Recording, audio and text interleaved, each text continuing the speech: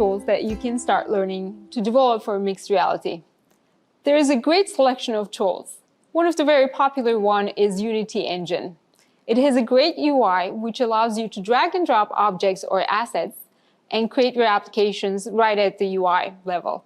But if you want to add more behavior to it, you can create some scripts with C# in Visual Studio and debug your application there as well. And we have an emulator for HoloLens that you can use directly from Visual Studio. Another great tool that we are supporting now is Unreal Engine, and it's a very popular tool among designers. And if you're developing for the web, we have multiple choice. Babylon.js is a great library which has amazing examples and a playground that you can start playing with. 3.js and A-Frame are two other very popular libraries that you can start playing today. You can choose from any of these tools to get started with mixed reality.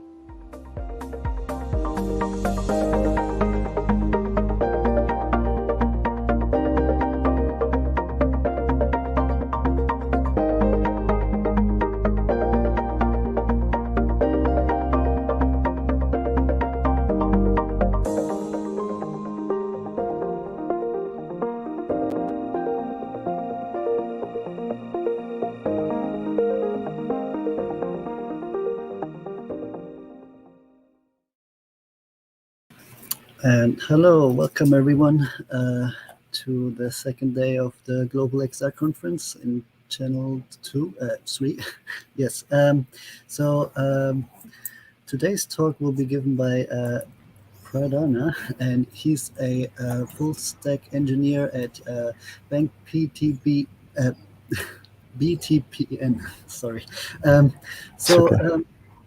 Right, the stage is yours.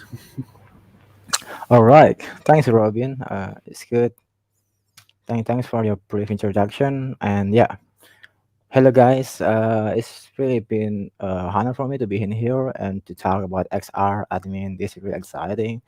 And yeah, and this is really a good opportunity for all of us to learn more about XR and yeah, how it's really blending with other technology from the world speakers around the world, which is really amazing.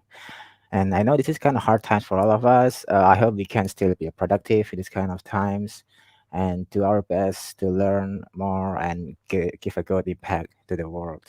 So yeah, I will just get started. So in here, first of all, my name is Elsratoma Ajis Pradana. You can call me Pradana, and I'm a full stack engineer at the bank PTPN. So in here, I would like to talk about how to build a scalable microfrontend based PWA or TWA WebXR as a single native app.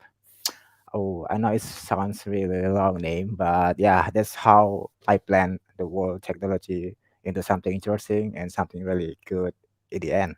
So how is talk about?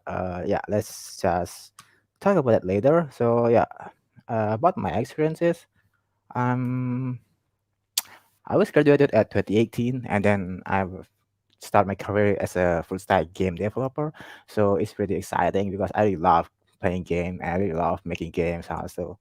And yeah, I was Google Developers in Clubs. Maybe you have heard about that. And then also continue as a Google Developer jar. And I was being a tech lead in an AR/VR studio. I learned more about how AR/VR development and yeah, managing some teams, designer development teams. And it's just really great because at the time I was building Oculus AR/VR apps. And then yeah, this is currently that I'm still enrolling, which is actually Bang BDPN. I'm as a full stack engineer. So I think that's wrap the wall about my introduction. And yeah, so let's get started about this talk. Before we get started, I think we should just give a easy start. So yeah, let's start from a story. So in here, we see as the name customer Jenny. So in here, Jenny really like plays the game, really likes playing game, and really likes doing herself on her gadget and a lot of other things. And then there are some new XR apps on the Play Store or maybe or other platforms as well. but she's really excited. Wow, there's a new XR app, which is maybe in the future we never know. A very exciting new XR app, a big XR app, which is that can be used by many people around the globe. But ooh, sometimes we face this, right? Not enough space. Oh my God, I really do. And yeah, this is mostly happens especially on the AR/VR apps because as we know, AR/VR apps size is really high. It's really sometimes it's not bearable from our gadget. So we need to do something about that. I think yeah, this is also one of the problem of AR/VR apps because yeah, it's including a lot of animation, a lot of 3D models, and yeah, we need to do something about it. And then the problem sometimes, if you're playing AR/VR online, sometimes the connection happens, right? The connection issue, maybe there are no signal, and then yeah, we can't do anything, and that will be really not a good experience because yeah, we have been like in a ready state to enjoy the XR, and then it keeps loading, and maybe it will make our mind much more twisted. Whoa! So yeah, this is actually the kind of problem about what should we do, what we can do about this, what we can do about this issue, and what we can do to improve the current XR development. So in here, I'm trying to do some research, some experiments, something really interesting that might be a good approach for XR development. So it's really good opportunity to show it in here also, of course. So let's say in here, let's say we have a chef, and the chef said that, hey, nice to meet you. I have a signature receipt for this, you know. The chef has a receipt to build a simple, lightweight, fast, accessible, and scalable XR application. So why and how we do this? Let's get started. So in here, I'm introducing you the micro XR TWA. So the TWA itself is the name of a trusted web activities. So from the name, we can know that it's actually a web XR, an XR that deployed on the web. But there's a lot of other improvements in here and a lot of other tech stack that coming into this micro XR TWA. So as you can see from the picture, we got a phone, right? Which means we can access this website as a native application inside our phone. And then inside our phone is actually an extra application, but behind of that is actually a website. And actually behind of that also is actually consists of many services, consists of many instances. As you can see from the dots, there are 6 dots, right? So this also represents actually there are 6 servers that actually support the XR application. So how is it? Yeah, I think the reason why we use Microfrontend for XR apps because yeah, it's a better scalability. As we know, it's really big, right? So we need to make something really scalable, especially when we are like for example building an online VR MMO, and then yeah, it of course it's really a big one, right? The world one, the other map, and then the next map. So sometimes we have to add another map, right? So in that case, we have to add something, a new services or maybe a new assets, a new 3D model into the existing without disturbing the user. Because sometimes if you, for example, you update the map, then you have to force the user to update the application, right? Which is pretty annoying. But with this micro XLTWA, you don't need to update because the actual application will update by itself inside the application. And then, of course, the second point is a faster development because it's what is it divided into many services. So in that case, it's a faster development because you don't have to be like messing around with other services. So it's an independent services, which is pretty simpler and really faster to develop with. And then we can also use multiple frameworks. As we can see from the previous picture, it was supported by many services, right? So you can also like for one services, you can also like build using some specific XR library, maybe a frame.js. And then the second services, we can maybe using the other library, XR library like a StereoKit or WebXR device API and other stuff. So actually you can do anything with many other frameworks. Maybe you can also build XR with the React, so it's also pretty good. So yeah, everything is possible in here. So it means you can build something really big with a lot of variation. And then, as you can see in here, deployment independent. So we can deploy each of the services by itself without disturbing the other services. So that's what makes us easier, right? And then the testing will be easier too because we only test one services. And also last but not least, it's easier to ensure that the rest of the app remains stable. So let's say, for example, you have a problem on the one services, the other services will still remain stable without disturbing other services also. It's like for example, there's a bug inside one services, but your other services will remains okay without any problem. So you can just focus on that service, one point service, and fix that, and everything will be fine, I think. So that's why we need to use macro front end. Maybe at this point, at this state, using macro front end for the XR is pretty not really common. So, but if you can implement this, it will be really, really good, especially if you are trying to build an XR application, a really big one in the future, and you like to build with a scalable team, scalable products, which is really amazing. So this is actually a good start. So and then why fits for? So this micro XR TWA is fits for big scale XR apps or games. So if you're planning to build XR apps or games, this is a really good one to use for, especially because as you can see, XR is mostly the front end, right? So if you can divide the front end, it will be a really amazing one. And then if you have a big scale engineering team, for example, you've got a team of this kind of services, it will be good if you can just divide it. And then the third point is apps may expandable over time. This is what I mentioned before. Let's say, for example, you are building a XR game, and then you have to like not have to you like to update the game, right? And then it will be expanding over and over again. So actually, as a user, I'm also like a gamer, right?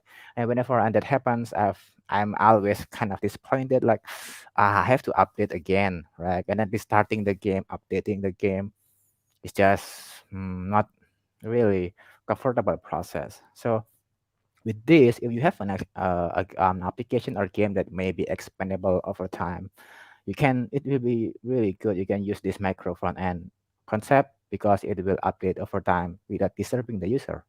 Why without disturbing the user? Because it's actual WebXR is modified behind it on the back end. So we never know from the user experience for the application itself, it just changed by itself, which is really good. Maybe most of you still kind of not understand what this TWA or PWA because it's actually a term for the web developer. Yeah, I will tell about later. So then the next is if you would like to build a heavy XR apps or games. Heavy means it's like you've got a lot of assets. You've got a very big assets, which is pretty causing problem on the rendering, or maybe like it's causing the APK or the application size really big. So in that case, with this microphone and approach, maybe you can just divide it, maybe like from with a chunk or stuff, which can be easier for the application. And then last but not least, if you have a massive active users, it will be really, really good if you can implement this microphone and concept. Why? Because for example, if you in map 1 there are let's say 1 million users, at the map 2 there are another 1000 users, right? If you are build a monolithic XR application, can you imagine like you're uh, handling all those users at the same time on the same server? That's why I think mostly games actually like they are building a new server again and over again, a new server, because it's really hard to bear all of the users.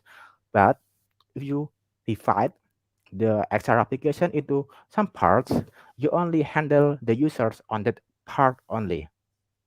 For example, in the map one, there are like say 1000 users, right?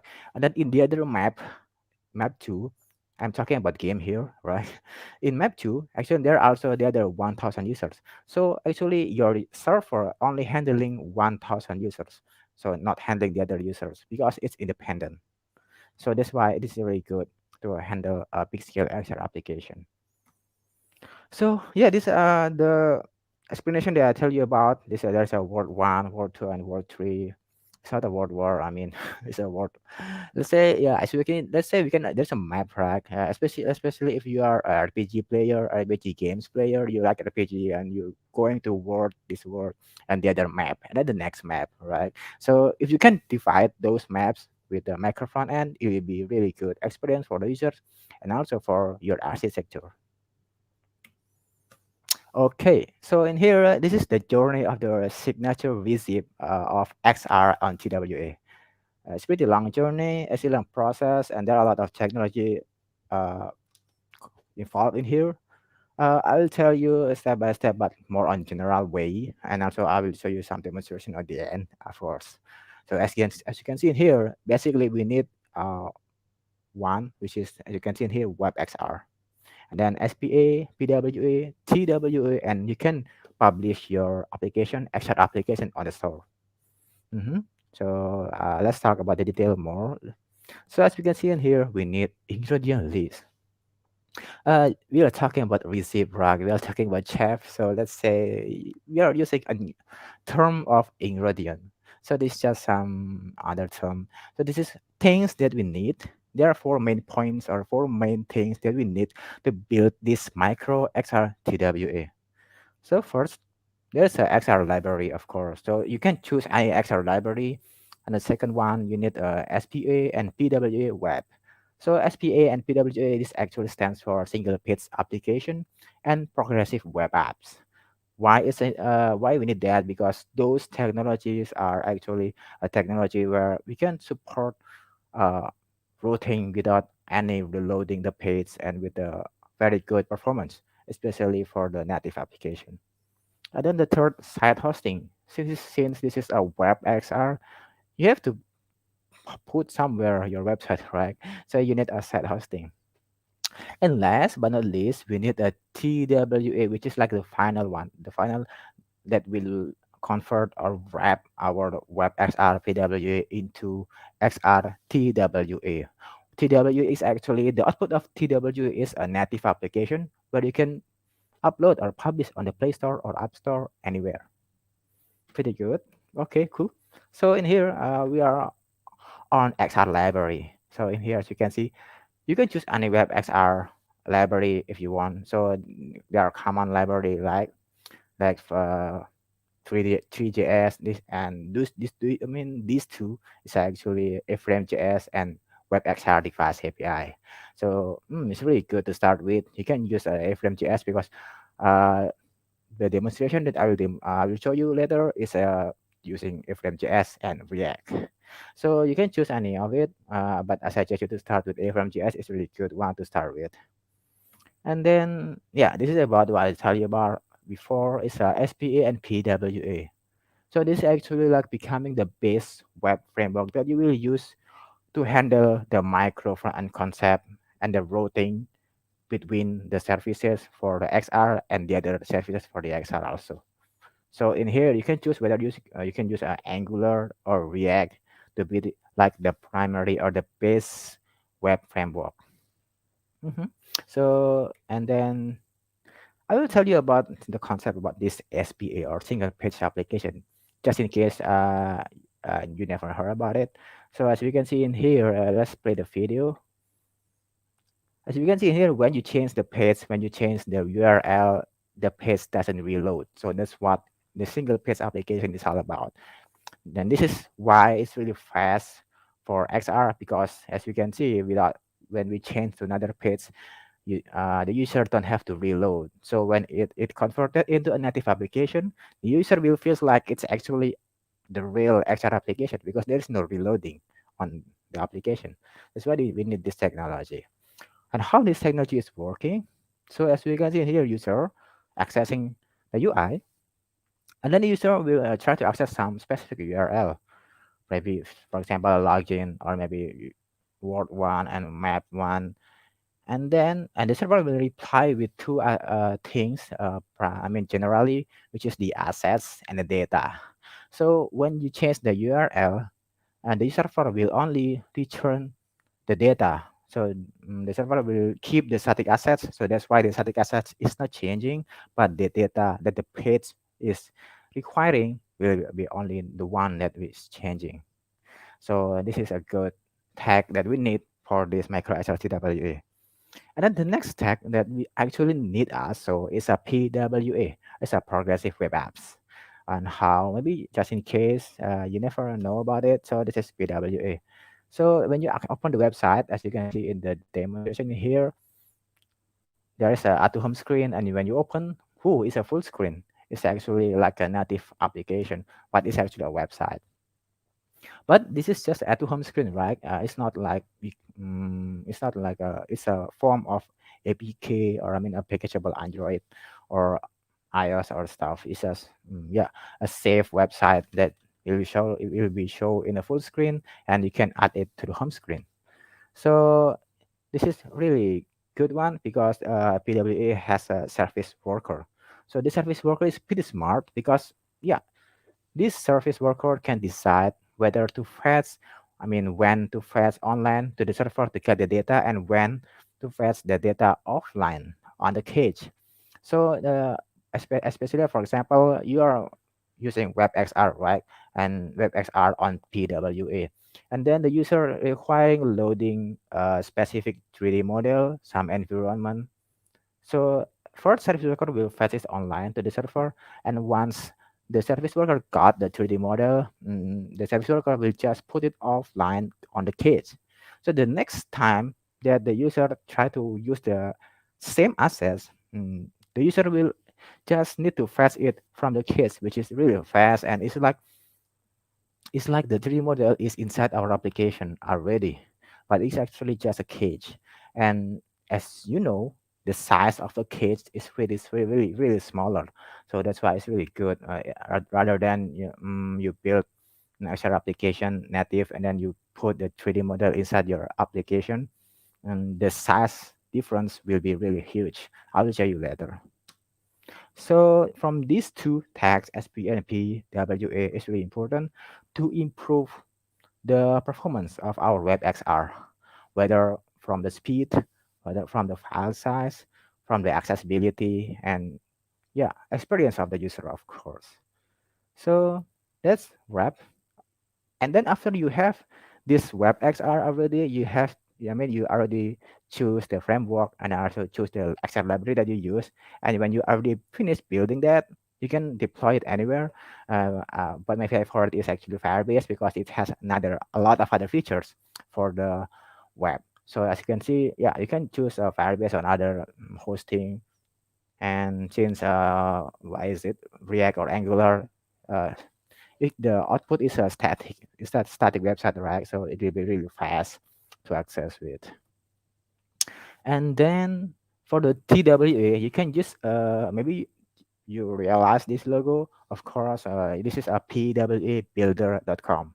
So you can after you deploy your WebXR on the Firebase, for example, and you get the link, right? And then you can just copy the link inside this website, inside this pwabuilder.com. And then this PWA builder will build TWA from your link, which is really good, which is really fast and easier. Actually, there are other manual way where you have to create Android Studio project or maybe iOS project with Xcode.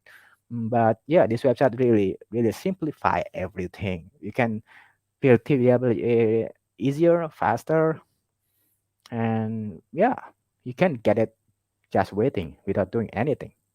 But if you're, like, say, for example, if you're on a corporate and you're kind of worry about the privacy or stuff, you can also build a TWA with your own from zero, from scratch. There are tutorial about that you can follow. But in here, I will show you about the main concept of how this TWA really works. Mhm. So yeah, in here, as we can see, this is a diagram for a TWA, or we can call it trusted web activities. Why it's trusted?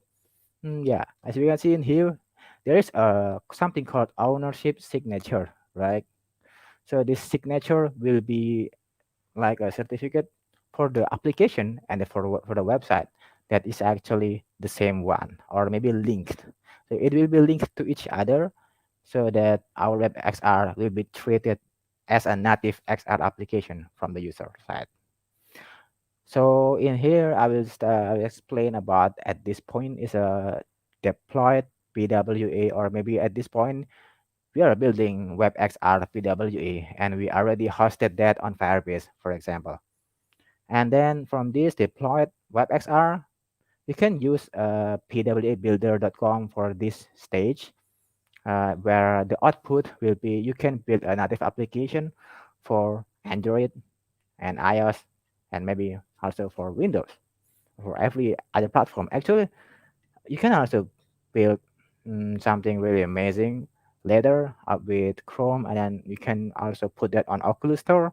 So that's also possible. So really amazing. You can. So the point is of this TWA is for the distribution, for the accessibility, so that your actual application can be distributed to many users, to many stores with very small APK or maybe iPad size. It's really good. So once you already wrap this with pwabuilder.com, it can be accessed to many platforms like from mobile, desktop, maybe also Oculus. So in here, the native application inside it actually also consists of ownership signature that already planted on the phone. So this ownership signature also must be the same. Because it consists of fingerprint, for example. This consists of fingerprint that must be the same with the fingerprint on the PWA in here. So you have to put that fingerprint on the deployed website also. So when the fingerprint match, so your native application will be magically synchronized with the WebXR. So your WebXR will be really feels like a native XR application, because basically the foundation or the base of the TWA is actually a Chrome, as we can see in here in this diagram, a Chrome that is actually transformed into XR application. So there actually might be some issue if the users don't have any Chrome, or maybe the Chrome is outdated, so they have to update that. So in here, after everything is ready, we got our TWA and our signature. You can publish it to store to any other store that you like. So as you can see in here, let's just play this one.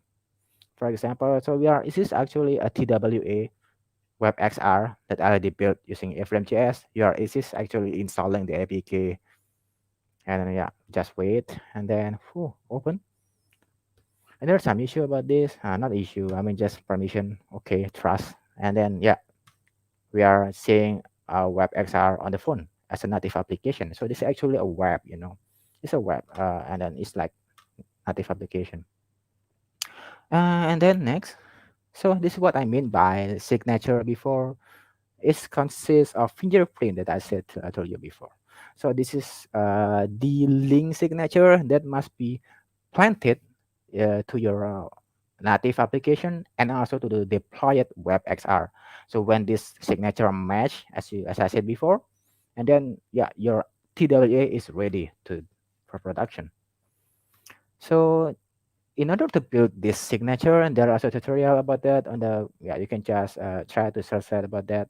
There also a generator to handle this. But anyway, if you're using pwabuilder.com that I told you before, actually this signature will be generated automatically also. So you don't have to worry about this because when you generate and the pwabuilder.com, you will get the APK, for example, for Android, right? You will get the APK, the fingerprints, everything, and other things like key store, where you can just hmm, publish it without any other problem. So that's a really good one. And on the right side, as you can see in here, this is, for example, the output build of our WebXR, the build from a React project. As we can see, you have to build a folder. You have to make a folder named dot well known. You have to make this naming because this is the convention of what Google provide, because it's a TWA. And then inside this well.node, you have to put this asset links.json, which is consisting this fingerprint. So yeah, you can try that after this. I think it's really good. Yeah, so this is the example of how the pwabuilder.com looks like. For example, you already built your PWA and you try to generate or maybe export into trusted web activities. You can see in here there are Windows, there are Android and iOS. You can just put this like a store package where when you click that, and it will generate everything, everything that you need in order to build or maybe to distribute your WebXR native application into the store. So I think so. The point of this thing is that actually you have WebXR on the web, on and on any other platform, and which is really amazing. And since WebXR is a 3D, so you don't have to worry about the responsibility of the screen. I mean the responsiveness of the screen. It will be, yeah, it's a 3D, so it will be able to be rendered anywhere. Okay, so this is one of the store that I told you before, which is actually Oculus Store. So right now, Oculus stores are so open for progressive web apps. So you can distribute your PWA on the Oculus Store also. Can you actually? It's not just that. Actually, when you have like for example Oculus Quest, right, and you open a browser and you direct the browser into your deployed WebXR, actually you can also experience your WebXR directly like a XR application, of course. But if you like to distribute to the store where user can buy our stuff, you can also distribute this to Oculus Store. So yeah, can you imagine like you're building XR application that you can build and distribute to anywhere, to any device, which is really amazing, I think. So this is the macro XR TW diagram. Mm, as we can see here, it's pretty. I hope it's not that complicated, but it's pretty straight to the point. So as we can see in here, there's a XR container one, right? So this XR container one, we got XR micro one. So this actually represents one services. One service, for example, XR Microfrontend, and this Microfrontend is actually using this VR library one and VR library two. So the point of this XR container one is actually an independent XR service that the core container will actually needs also. So the core container is actually the WebXR, our core WebXR, which is actually is a empty. It's just consisting of some configuration, just consisting of some other primary, other fundamental things that WebXR must have. So this WebXR of the core container will actually fetch the content of XR container 1 and XR container 2. So this XR container 1 and XR container 2 is actually deployed on a different host state. You can put it on a hosted anywhere. So anyway, this core container will try to fetch from these two, this XR container 1 and 2, and mix the content into a single one. So that's why you can build WebXR that actually consists. I mean, it comes from the other services also. So that's why it's really scalable, because, for example, if you shut down the XR container one, and then the content of XR container one in the core container will be gone, but your website and your application will remain stable. So that's why it's like a plug and play feature for your WebXR, where you can just put and plug and play, and yeah, everything will be work dynamically, flexible, and amazing. So as you can see, there are fundamental things that I actually expect WebXR must have. As you can see, offline support and also always updated state. So this offline support is actually a feature that comes from PWA, as I told you before, progressive web apps, where it will render the model or render the WebXR from the cache. So once it's reloaded, and then yeah, the kits will make WebXR feels like a native application. And since the reason why I put always updated, because it's always fetching to the microphone end. So where, for example, you're updating in XR container one, right? And then you're trying to redeploy that, adding some models, adding some map, or maybe anything, changing the sound, changing anything, animation. And then when you redeploy, the change will be reflected in the code container directly as soon as possible. So that's why you don't have to disturb from the right side, the user, because yeah, your changes will be happen behind the scene. So this code container is actually WebXR, right? And then on the right side is actually Scalable XR TWA native application. That's a native application that built from pwabuilder.com, or maybe you can just use another way to build TWA. But anyway, the TWA will remain stable, not change anything. You don't have to make a user update from the Play Store or stuff. It will just the same, stand by itself, and user will stay comfortable with the application without any other disturb. And as you can see in here, there's asset link, right? So this asset link must be planted on the native application TWA and also on the WebXR PWA. So this is what makes this TWA trusted activities working. If you have any question, you can just ask on the chat later, or maybe we can discuss more. So this is the brief summary of how this micro SRW diagram working. So anyway, okay, I will show you about the comparison between the TWA VR, I mean XR, and also with the native VR. So just play this one. So the left side is actually a TWA build, you know. As you can see, is the startup time pretty faster rather than the native one. I mean, just ignore the animation of Unity. I mean, but even without that, it's actually pretty long because the native application of VR is actually pretty heavy to load, especially for some devices, especially on the middle and to low devices. So, but with WebXR, as you can see, nothing slow on the Chrome, right? Nothing slow on the browser. Everything is fast. If you can build a 3D XR or maybe anything on the website, you can imagine like you can something like maybe guarantee the performance, which is cool, I think. Maybe I will reply again. So it's gonna, whoop, and it's loaded already, really fast, and that's load from the cage. So this is pretty cool. And then the next one, I will show you some the other comparison. As we can see in here, when I play, okay, I will pause that. So this is a TWA on iOS and a TWA on Android. So this is the output of the WebXR that I built using TWA or Trusted Web Activities. So this TWA can be distributed to iOS and Android, right? So this is the output. As you can see in here, the file size is really small, like insanely small, you know, because this just a shell, just a nutshell of your WebXR. So it's not consisting of your WebXR. It's just like empty. So if you are kind of worried about the privacy or maybe worry about how the native application is being hacked or maybe debugged or maybe reversed, but with this, you don't have to worry anything because it's actually nothing inside your application. But it's actually magically can provide a very good experience for the WebXR. So you can see in here for the Android, Astrofair project.apk, the size is only 623 kilobyte.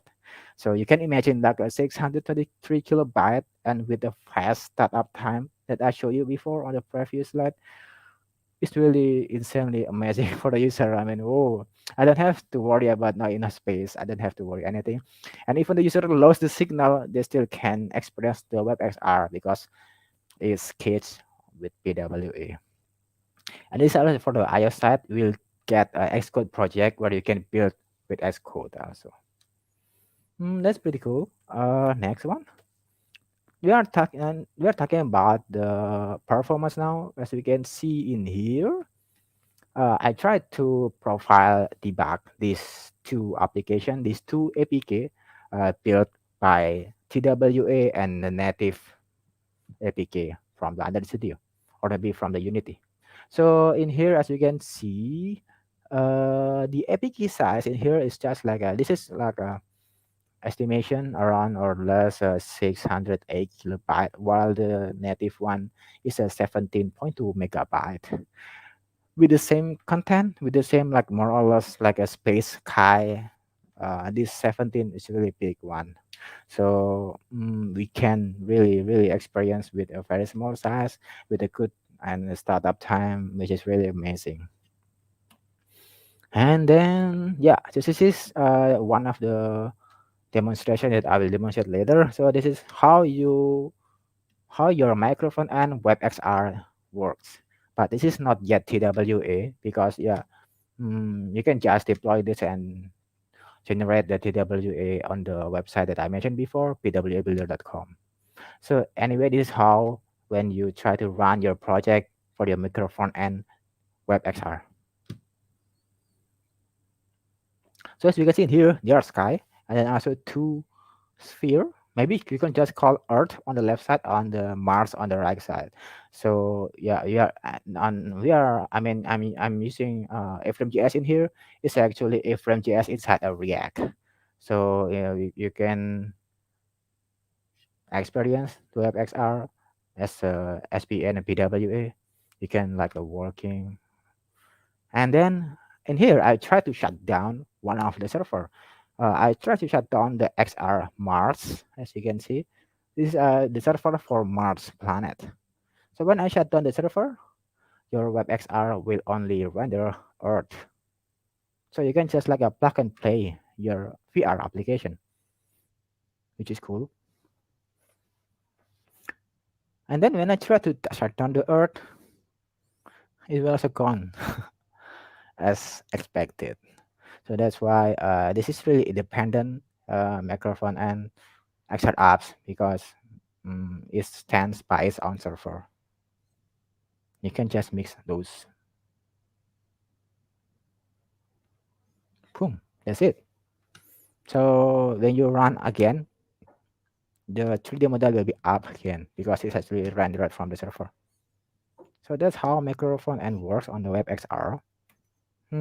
So when I try to debug about the performance in here, as you can see, the speed when you try to reload the whole XR application, I mean the whole WebXR, it's only like required half of a second. Yeah, I know it's a local host, but let's say the most optimum way, you can like render this with only a half second. So this half second really really amazing. As you can see in here in the painting and the rendering in the system, the idle is actually 63, which is actually you can ignore that. So actually it's only 400 around milliseconds in total to render all of this. So what makes this really fast? For example, I will give you an example of monolithic WebXR. You just need a one server for your WebXR, right? So when you try to fetch this red sphere and then the blue sphere and then render the sky of the space, I'm sure that it will consume 3 times than this. Why? Because the server has to process and render the whole thing. Let's say we can make a count or maybe make a value like the red sphere is 1 point, the the blue sphere is 1 point, and the sky is actually 1 point also. So when you use a single server, the server will consume 3 points to render these three things, right? That's why the time or the performance will be worse 3 times. But if you divide it into a microphone end, like what I demonstrate here, so the server one only handle this sphere, the server two only handle this red, and then the other server will handle the sky. So the server, one server will only process or consume 1 point for each. So when these three server consuming the same one, like consuming the red sphere, consuming the blue sphere, and consuming the sky sphere, so this whole website will actually cost 1 point for three things. I hope it's pretty easy to understand, but the point is this is 3 times really easier, and yeah, it's not that heavy and really fast on the performance, which is cool. Okay. uh, so I was actually just want to show you guys how this works and that thing. But some minutes ago, maybe an hour ago, I'm trying to maybe I think it would be good practice for all of you to try. So I just made this microphone generator that you can try out. Uh, this is really easy, I think. I didn't plan this, so I'm trying to make this in short time, I think. It's just basically I'll try to leave a demo in here. Mm, I'll s- I think it's a Chrome tab. I didn't expect this. So basically in here, mm, uh, I think I will try to handle this stop sharing. Maybe the admin can reshare.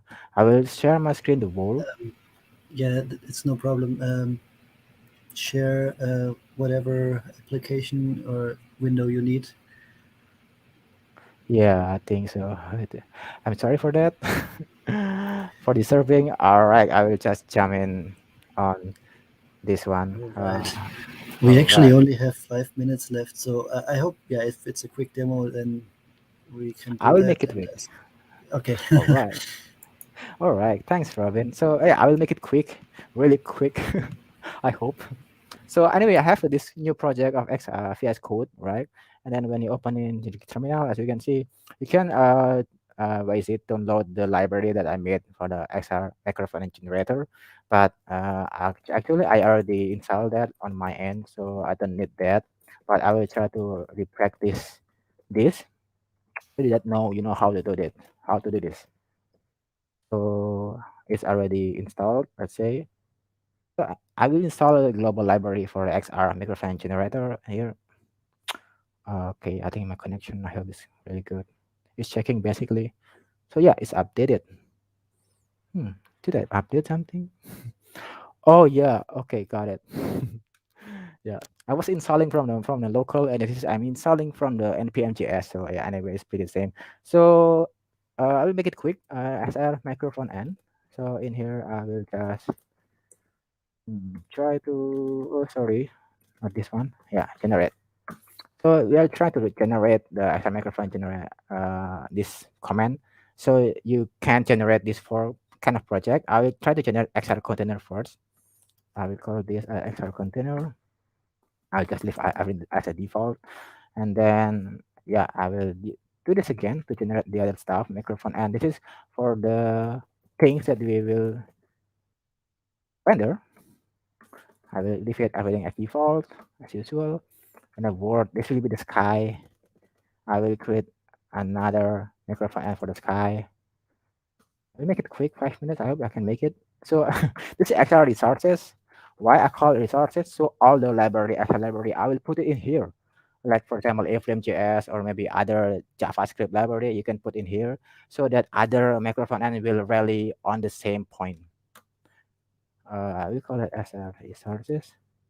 I hope I'm not making any typo because one typo can make a very big mistake anyway. Okay, I got the four generated projects. So I will just see. I will just open this and enter the terminal. I will just do a yarn install on all of that. Basically, I'm installing all the dependencies required, and also this one here install. Oops. So open XR resources. I will open a new terminal on the XR resources. Yeah, install also XR Word. This is terminal for XR Word. Yeah, install also. So I'm installing for the whole microphone end. As you can see, it's finished. Okay, got it. Oh, this is still waiting container. Why XR container is a lot to because actually this is the base framework. So this is actually a React project for the XR container. So this React project will fetch the other microphone and for the VR. So this React is actually just React, just to we just need the web technologies inside the React, and then yeah, the other one is the actually microphone end for the using FMJS. So anyway, I'm just start this the server, so it will run on a 5,000. And then the sky, I will just also start it. The XR word, microphone and server got started. And I will also run this also for the object, for the content of the WebXR. Last but not least, I will run the core container, which is actually the React project itself. So when I run all of this, it will, for example, run on 3000 localhost, and yeah, boom. You can see in here, blue sphere, this is actually from the microphone end, and after this, the other microphone end. For example, I'm trying to shut down the server with the blue sphere, right? And when I reload, the blue sphere gone. So that's really cool, I think. So yeah, I think that's wrap about the demonstration. You can try to follow this and try to inspect that. I think that's all. I'm trying 5 minutes very soon. That's great. You managed to do it. Yeah, very awesome. 5 minute live demo, and it works. Okay. It's yep, all you need. You're All lucky right. that we actually do a break after this session. Otherwise, I would have needed to cancel this earlier. But we Okay. also had one question I think we can answer from the audience. Jimmy on YouTube is asking, what about the Yeah. course, the cross-site resource sharing problems inside WebXR? So will SPA or TWA change the limitations for access to external links in the VR session Mm. here? There you go. All right. So thank you, Jimmy, and just in time for the question. So I will answer. The demonstration that I showed you before is actually mode where no CRS. If you see it from my package.json, it's actually no CRS. So it means I don't care about the CRS stuff. But if you like to implement that, you can refer the CRS into the core container. For example, the core container, the host is like anyway webxr.com, right? So you can just put the CRS register as a whitelist on the microfrontend. For example, the earth, the blue sphere, the red sphere will register the same core container, register the same URL. Like for example, webxr.com as a safe root, as a safe URL. So once you register that, yeah, you can. I think the CRS will be no problem. Yeah. Uh, maybe you can try the library or the generator that I showed you before. When you generate the project, when you see uh, on inside that project, there is a file called setup proxy that you can just change the URL for the code container. Mm, that's it. All right. Yeah, you can try that, Jimmy. I'm not too familiar with these types of programs, Yeah. but I think this like all this PW it's trying to merge the best of both worlds with native apps and the web advantages. So I really like to see the more developments on these tools, and the stuff you presented was very interesting. So thanks again for your talk, Pradana, and yep, let's wrap up this session. Yeah. And yeah, thanks If you again. guys if you guys got any question, you can reach me out on Oh the yeah, first on my yeah. I mean, almost on forget. my So first slide, on my first slide, there are social media. If you like to ask more, you can just yeah, reach out reach on me out. Twitter or Discord, and yeah, Oh, yeah, yeah, thanks. yeah. Okay. Yeah, Okay, sure. bye. Cool. Thank you, Robin. Have a nice day.